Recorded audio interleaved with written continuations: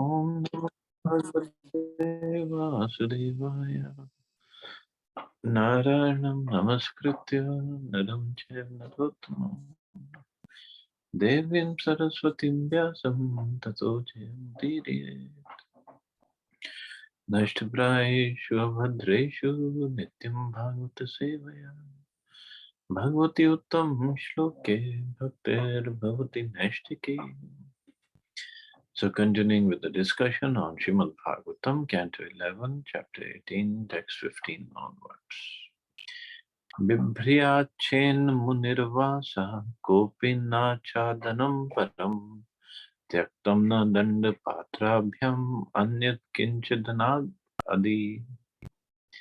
If the sannyasi desires to wear something besides a mere kopin, he may use another cloth around his waist and hips to cover the kopin. Otherwise, if there is no emergency, he should not accept anything besides his danda and water pot. This is the description of sannyasa ashram, the duties, and what the sannyasi can do and what sannyasi cannot do. It's mentioned here. So, yesterday we studied about Vanprastha ashram. Now sannyas, that is obviously more strict. A sannyasi attracted to material possessions will spoil his worship of Lord Krishna. Drishtiputam nyased padam vastraputam bibed jalam satyaputam vaded vacham manaputam samacharet. A saintly person should step or place his foot on the ground only after verifying with his eyes that there are no living creatures, such as insects, who might be injured by his foot. He should drink water only after filtering it through a portion of his cloth, and he should speak only words that possess the purity of truth. Similarly, he should perform only those activities his mind has carefully ascertained to be pure. So that's a duty of sannyasi, is to be very pure. While walking, a saintly person is careful not to kill any tiny creatures on the ground. Similarly, he filters his drinking water through cloth to avoid swallowing small creatures living within the water. Speaking untruths simply for sense gratification is detrimental to devotional service and should be avoided. Speaking impersonal philosophy and glorifying the sense gratification of the material world, even that found in heavenly planets, contaminates the heart and must be avoided by those desiring perfection in the loving service of the Lord. By serious consideration, one can understand that any activity other than devotional service to Lord Krishna has no ultimate value. Therefore, one should exclusively engage in the purified activities of Krishna consciousness. And this is the duty of a sannyasi. Of course, it's the duty of every devotee, but specifically for sannyasi. Should speak only words that possess the purity of truth and perform only activities that his mind has carefully ascertained to be pure, nothing else. Monani hani layama dandavaga deha chetasam nahiete yasya santyam venu bhirna bhavedyati. One who has not accepted the three internal disciplines of avoiding useless speech, avoiding useless activities, and controlling the life air can never be considered a sannyasi merely because of his carrying bamboo rods. The word danda indicates a staff carried by those in the renounced order of life, and danda also indicates severe discipline. The Vaishnava sannyasis accept a staff made of three bamboo rods, signifying dedication of the body, mind, and words to the service of the Supreme Lord. Here, Lord Krishna says that one must first accept these three dandas or disciplines, namely control of the voice, body, and mind within oneself. The practice of anilayam or pranayam, regulating the life air, is meant to control the mind. And one who always thinks of service to Lord Krishna has certainly achieved the perfection of pranayama. Merely carrying the three external dandas without assimilating the internal dandas of bodily, mental, and vocal discipline can never make one an actual Vaishnava sannyasi, as explained here by Lord Krishna. So, external danda, yes, it is important. This is the sign of a sannyasi, but it also represents the control of body, mind, and words. So, internally, one should. And then, if he carries a danda, it makes sense. In the Hansa Gita section of Mahabharata and in Srila Rupa Goswami's Updeshamrita, there are instructions regarding the sannyas order of life. In fact, that is the first shloka of Nectar of Instruction. Vacho Vegam Manasakro. No. Started. Oh boy. First word I'm missing. It means control of body, control of mind, control of anger, and control of belly and genitals. Everything has to be controlled for a sannyasi. Then he can have disciples all over the world.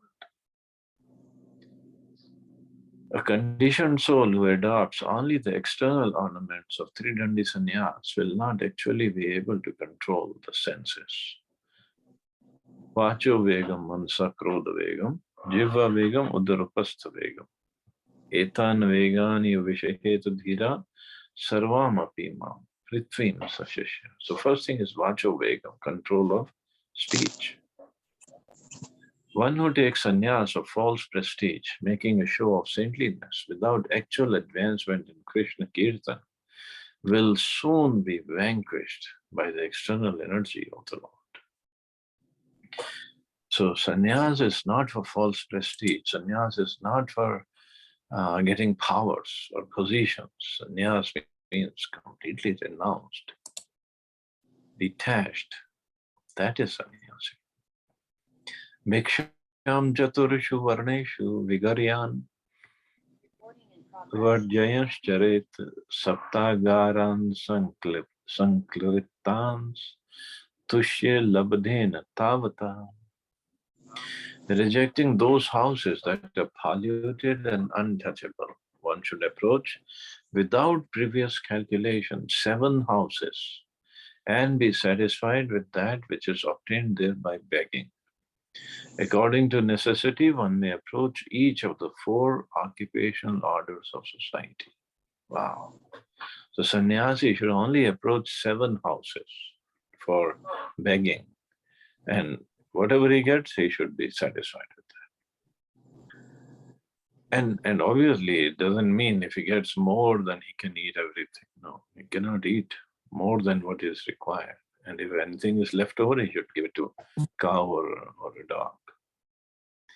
Saintly persons in the renounced order of life may beg from strict followers of Vedic culture to obtain foodstuffs and other worldly necessities. According to Vedic injunction, a renounced saint should beg from the Brahmin community. But if there is danger of his starving, he may beg from Kshatriyas, then Vaishyas, and even Shudras, if they are not sinful, as expressed here by the words Vigaraya. Srila Bhaktisiddhanta Saraswati Thakur explains that asankalpan indicates that one should not approach certain houses, calculating in that place I can get first class food. That house has a big reputation among beggars.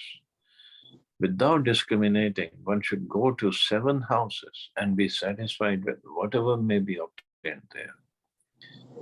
Of course, not that whatever means any impure stuff like meat or other things.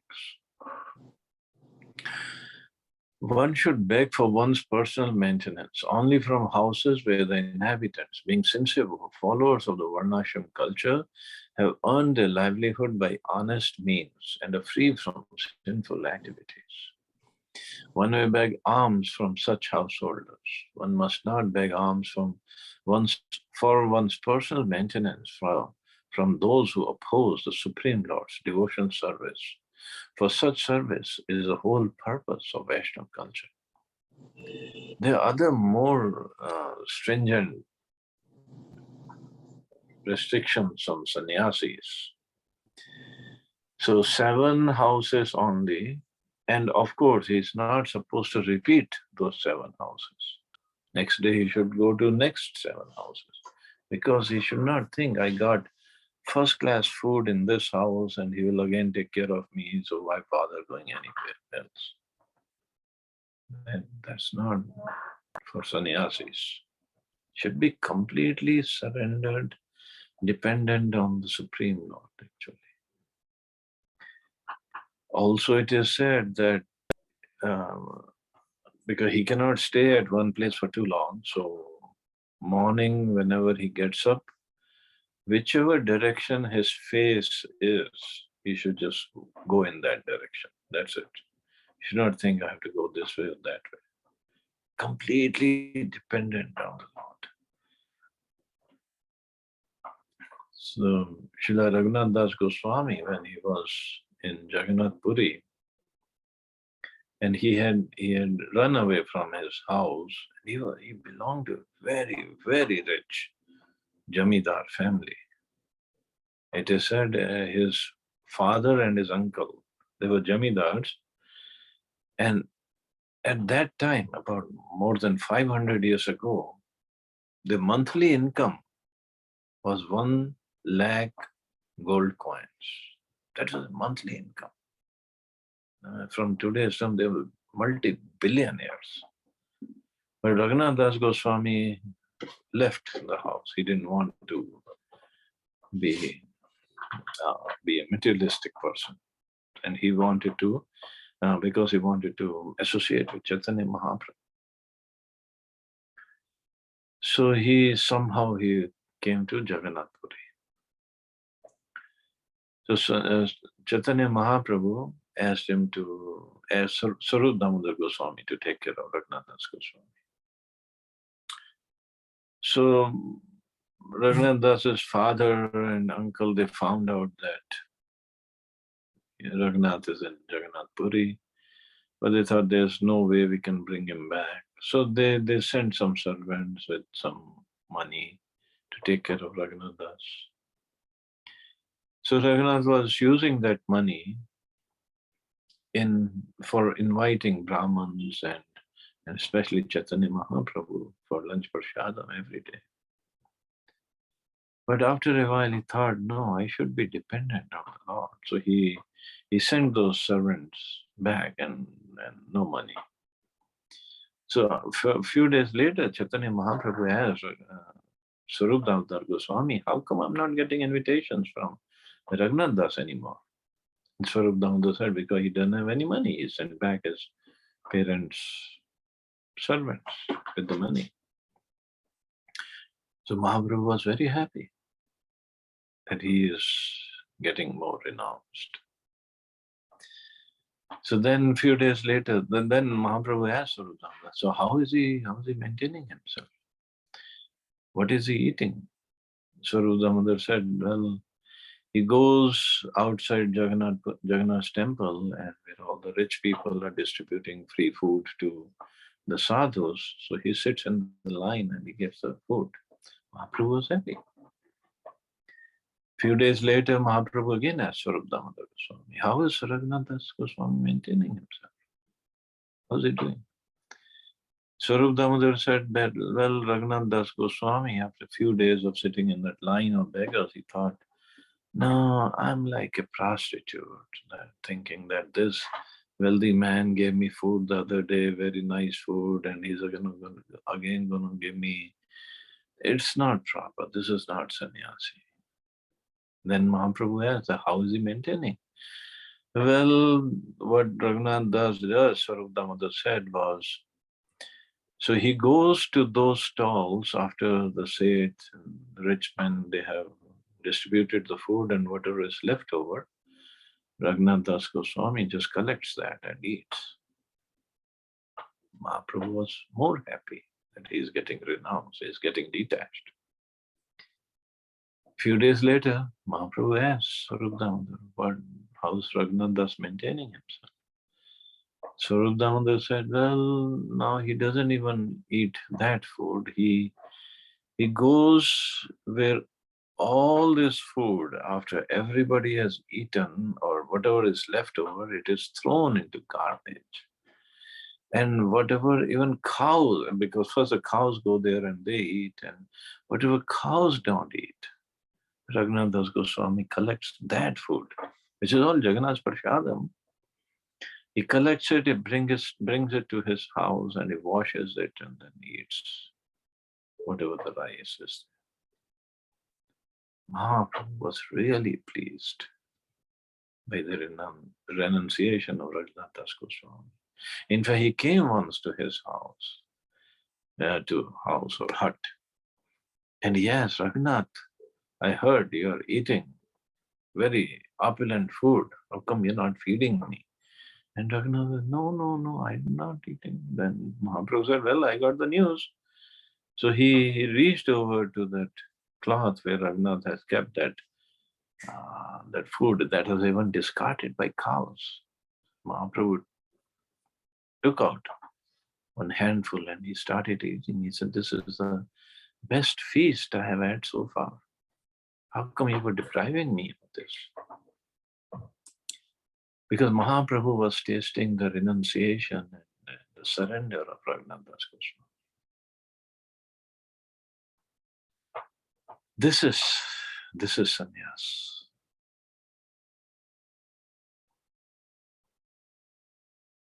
Those who oppose Vedic culture pass laws to make begging by saintly persons a criminal act. They thus insult and persecute saintly beggars, considering them to be ordinary vagrants. A lazy person begging to avoid work is certainly abominable, but a saintly person dedicated to the service of the Lord and practicing the discipline of begging to develop full dependence on the Lord's mercy should be given all facility in human society. Srila Bhakti Siddhanta Saraswati Thakur explains that there are three forms of collecting alms. Madhukar is a process of imitating the bee who collects a tiny amount of nectar from each flower. In this way, the saintly person accepts a very small amount from each person, avoiding social conflict. The process mentioned here is asanklipta, by which one indiscriminately approaches 7 houses, being satisfied with whatever may be obtained. And the third is prakapranita, is a process by which one establishes regular donors and collects one's maintenance from them. In this regard, Srila Veera Raghavacharya has described the initial stage of sannyas called Kutichak. So this is also there, Kutichak, Bahudak, then Parivrajkacharya, and then Paramhansa. So Kutichak, a man accepting the initial stage of sannyas, arranges for his children or other relatives and well-wishers to build him a kuti, or a hut, a meditation cottage. He gives up worldly affairs and sits within the cottage, trying to remain free from lust, anger, greed, illusion, and so on. According to the prescribed injunctions of regulated life, he accepts a 3 danda, purifies himself with the water pot, shaves his head, leaving a shikha or a tuft, chants Gayatri Mantra on the sacred thread, and wears saffron garments. Bathing regularly, cleansing, performing achman, chanting japa, studying the Vedas, remaining celibate and meditating on the Lord. He receives regular supplies of food from his children, friends and relatives, accepting only the bare necessities of life. He remains fixed in his cottage up to the moment of liberation. So Kutichak, when a man is ready for sannyas, but the faith or the surrender hasn't developed fully yet. So his children or relatives or friends, well, they make a little hut outside the village for him, and they supply him food every day. But he doesn't come back to the house. He's getting trained for further steps. Bahirjalashayam gatva tatropasprisya vagyataha vibhajya pavitam shesham bhunjita shesham ahritam. Taking the food gathered through begging, one should leave the populated areas and go to a reservoir of water in a secluded place. There, having taken a bath and washed one's hands thoroughly, one should distribute portions of the food to others who may request it. One should do this without speaking. Then, having thoroughly cleansed the remnants, one should eat everything on one's plate, leaving nothing for future consumption. Srila Bhaktisiddhanta Saraswati Thakur explains that a saintly person should not argue or quarrel with materialistic persons who may request or demand part of his foodstuff. The word vibhajya indicates that one should give something to such persons to avoid disturbance. And then offering the remnants to Lord Vishnu, one should eat everything on one's plate without saving food for the future. The word bahi indicates that one should not eat in a public place. And Vagyat indicates that one should eat silently, meditating upon the Lord's mercy. And in fact, it's not mentioned here though. When it says one's plate, the plate that one should have is his hand only. That's it. Whatever fits in his hand. And eat only that fits in his belly, keeping nothing for the future. That is sannyasi. Means he's completely dependent on the mercy of the Lord. And Lord provides. Krishna is there to provide, there to take care of everybody. And he provides. And a sannyasi should not carry anything in his bag or something, some food stuff for the evening. And even clothes-wise, he should not carry.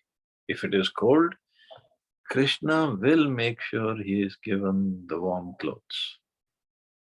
Not that he's carrying warm clothes for the future and somebody gave me jacket and somebody gave me this and I should carry it.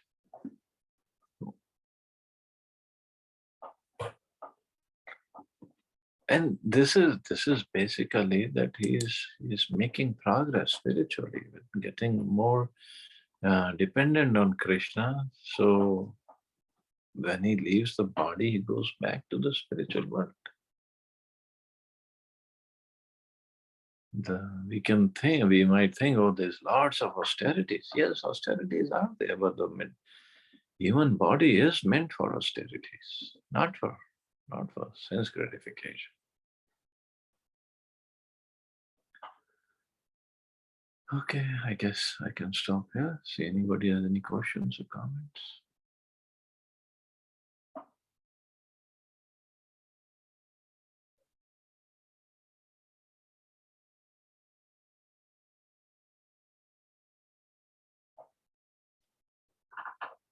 Okay, you all have a safe and wonderful day. Hare Krishna. Jai Shri Prabhupada.